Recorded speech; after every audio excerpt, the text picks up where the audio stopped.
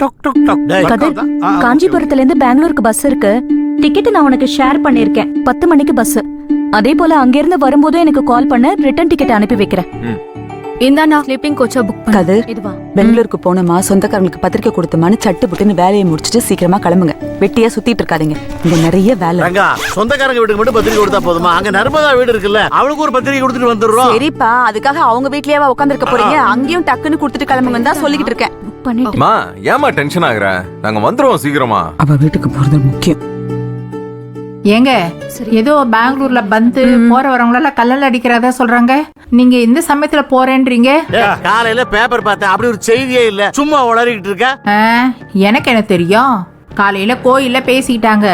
ஏப்பா கதிரு, நீ ஏதாவது கேள்விப்பட்டியா? எனக்கு என்ன தெரியும், நான் தான் நியூஸே பாக்குறது இல்லையே. பெங்களூர்ல சீதாராமன் இருக்க, அவனுக்கு ஒரு போன பண்ணி கேட்டிருந்தேன்.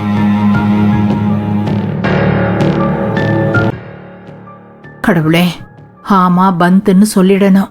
இவங்களை எப்படியாவது தடுத்துடணும். சீதாராமன், நான் சிதம்பரம் பேசுறேன். பெங்களூர்ல ஏதாவது பந்து கலட்டா ஏதாவது இருக்கா என்ன? வேற ஒண்ணும் இல்லப்பா, நானும் என் பேரனும் ஒரு கல்யாண பத்திரிக்கை கொடுத்தாக்கா பெங்களூர் வந்துகிட்டு இருக்கோம், அதனாலதான் கேட்டேன். சரிப்பா.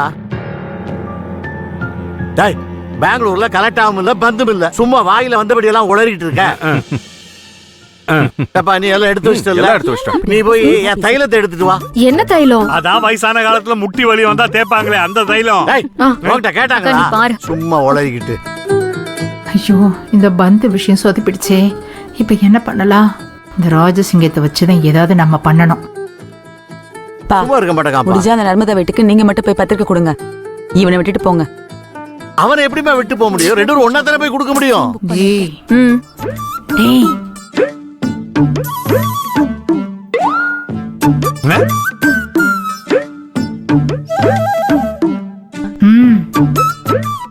சீக்கிரம் வா ரூபினி.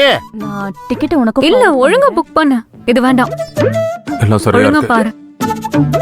தள்ளு வா, இங்க பாரு. வரதுக்கும் டிக்கெட் போட்டுருக்கம்மா. சரி தாத்தா. வாடா. என்ன என்னைக்குமே இல்லாம என்ன கண்ணடிச்சு கூப்பிடுற? டே, உங்க மாமாவும் கதிரும் ஊருக்கு போகும்போது ஒரே ஒரு தும்மல் போடுறா. எதுக்கு? ஒரு முக்கியமான விஷயம்டா, அவங்க ஊருக்கு போக விடக்கூடாது. அதுக்காக தான்டா சொல்றேன். ஓஹோ, சரி, தும்மல் போடுறேன். எனக்கு என்ன தருவ? டேய், தும்மல் போடுறதுக்கெல்லாம் காசாடா. ஆஹா, உனக்கு தும்மல் போட்டதுன்னா அவ்வளவு ஈஸியா போச்சா? சரி, நீயே போட்டுக்கோயே. டேய் வெண்ண, நான் ஏற்கனவே உங்களை போக வேண்டாம்னு சொல்லிட்டு இருக்கேன். இந்த சமயத்துல நான் தும்மல் போட்டா நம்ப மாட்டாங்கடா. நீ போட்டாதான்டா நம்புவாங்க. தெரியுதுல, அதுக்குதான் காசு. அந்த நம்பிக்கை இருக்குல்ல, அதுக்குதான் காசு. காசு கொடுத்தா தும்புறேன், இல்லாட்டி நான் போயிட்டே இருக்கேன். சரி சரி, 100 ரூபாய் தரேன். போய் ஒரே ஒரு தும்மல் போடுறா. 100 ரூபாய்க்கு ஒரு குவார்டர் கூட கிடைக்காது. என்ன யோசிக்கிற? இல்ல, 100 ரூபாய்க்குல வேலை பண்ண முடியாது. வேணா 5 தும்மல் போடுறேன், 500 ரூபாய் கொடு. குத்திடுவேன் உன்ன. 5 தும்மல் போட்டனா உனக்கு ஜலதோஷம்னு கண்டுக்காம போயிடுவாங்கடா. ஒரே ஒரு தும்மல் போடுறா. ஓஹோ, சரி உடுக்கா, உனக்கும் வேணாம் எனக்கும் வேணாம். 2 தும்மல் போடுறேன், 200 ரூபாய் கொடு. ஒரு தும்மல் போட்டாதான்டா கணக்கு. ஓஹோ, 2 தும்மல் போட்டா அவங்க போற காரியம் வெற்றி ஆயிடும்னு அவங்க சந்தோஷமா கிளம்பி போயிடுவாங்கடா. அக்கா, எனக்கு இந்த சாஸ்திரம் சம்பிரதாயம் எல்லாம் தெரியாது. ஒரு தும்மல் போடுறதா இருந்தாலும் 2 தும்மல் போடுறதா இருந்தாலும் சரி, எனக்கு 200 ரூபாய் வந்தாகணும். 200 ரூபாய் கொடுத்தா தும்மல் போடுறேன், இல்லாட்டி நான் போயிட்டு. நில்லுடா. பீரோல வச்சிருந்தியா?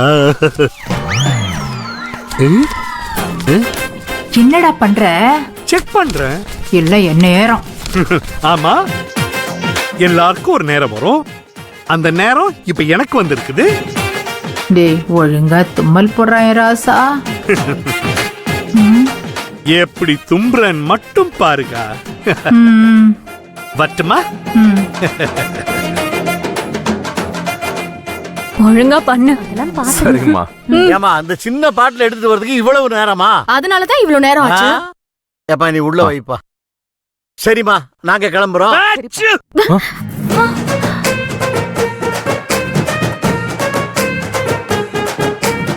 ஐயோ, இவன் வேற தும்பிட்டானே, எனக்கு மனசே கேட்கலங்க. ஏய், கிளம்பும் போதா தும்முவ? கொஞ்சமாவது அறிவு இருக்கா? சரியா கிளம்பிட்டு இருக்காங்க, இப்ப வந்து தும்மிட்டு இருக்க.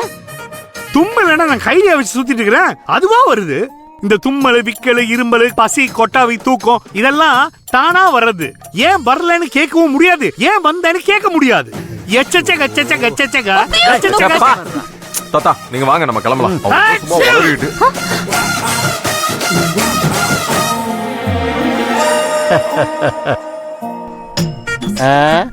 ஏப்பா, இருக்கு உனக்கு. 2 வாட்டி தும்முனா போற காரியம் விருத்தியாகும்னு சொல்லுவாங்க. நல்லபடியா நடக்கும். வா போவோம். விடுமா. ஏய், அந்த பக்கம் போ. ராகினி, நீ முன்னால போ. வா. வரமா. ஐயோ, உருண்டு உருண்டு வராங்களே.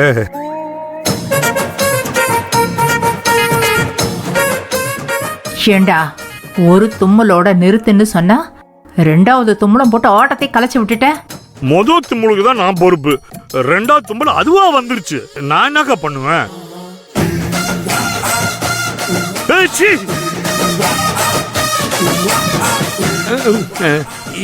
இதுக்கு காசு கிடையாது, ஃப்ரீ. ப்பு.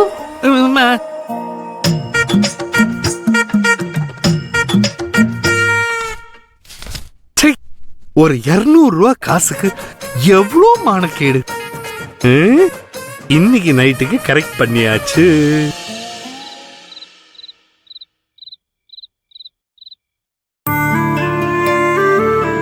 என்னங்க?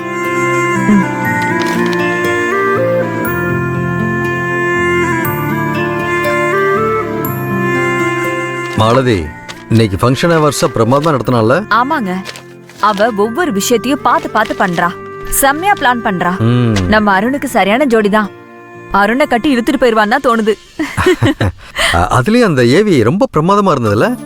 ஒரே நாள்ல எப்படி ரெடி பண்ணிட்டாங்க? எல்லாரும் ஏவியை தான் பாராட்டினாங்க. ஆமாங்க, நம்ம நர்மதா பேசினதா எல்லாரும் பாராட்டினாங்க. ஆமா, எங்க நம்ம சிஇஓவை காணோம்? அவன் எங்கெங்க இங்க இருக்கான்? ஒண்ணு வர்ஷா வீட்ல இருக்கான், இல்லன்னா ஆபீஸ்ல இருக்கான். இப்பவே எல்லா வேலையும் இழுத்து போட்டு பண்ண ஆரம்பிச்சிட்டான். எப்படியோ அவங்க 2 பேரும் சந்தோஷமா இருந்தா அதுவே போதும். மாலதி, நாளைக்கு காலையில கோயிலுக்கு போனோம். புரோகிதரை பார்த்து கல்யாணத்தை பத்தி பேசணும். அதுக்கு ஞாபகப்படுத்து. சரிங்க. அப்புறம் உங்க ஃப்ரெண்டு ராஜசேகருக்கு பேத்தி பிறந்திருக்குன்னு சொன்னீங்கல்ல, அவங்களையும் நாளைக்கு பாத்துட்டு வந்துடலாம். ஓ, நல்ல வேலை ஞாபகப்படுத்தின. போகலன்னா அவன் ரொம்ப வருத்தப்பட்டுருவான். நாளைக்கே போயிட்டு வந்துருவோம்.